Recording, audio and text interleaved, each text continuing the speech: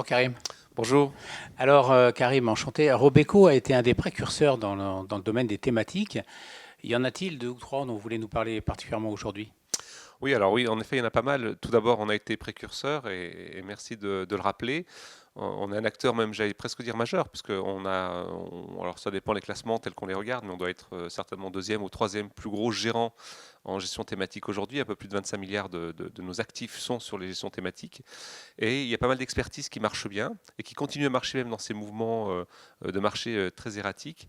Ce que nous mettons pas mal en avant, c'est par exemple le fonds énergie, Smart Energy, qui est un fonds de transition énergétique, un fonds sur la consommation, également les grandes tendances consuméristes. C'est un fonds qui a très très bien marché ces dernières années. Et puis plus récemment, le fonds Water.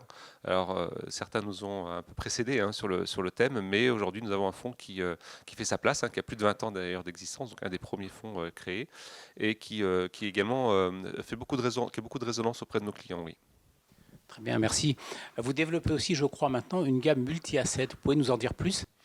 Alors oui, c'est en effet un segment du marché sur lequel nous arrivons peut-être un peu tard, mais de manière beaucoup plus structurée que nous pourrions le faire, avec une équipe que nous avons recrutée, un gérant qui est très connu, qui s'appelle Colin Graham, qui vient d'une très grande maison de la place, et qui lui a restructuré toute une gamme là-dessus, une gamme qui sera ISR, qui sera tournée vers de la du moins du multi-asset, donc différentes classes d'actifs, pour offrir aux clients nos convictions sur les différentes classes d'actifs que nous pourrions proposer, oui. Merci. Alors, pour terminer, y a-t-il des nouvelles idées ou des nouvelles solutions auxquelles vous pensez? Alors, le marché, ça vous l'avez vu, en tout cas tous nos clients ont pas mal évolué ces dernières années, hein. Il y a eu un certain nombre de crises, et les crises plus récentes, celle du Covid et très récemment géopolitique.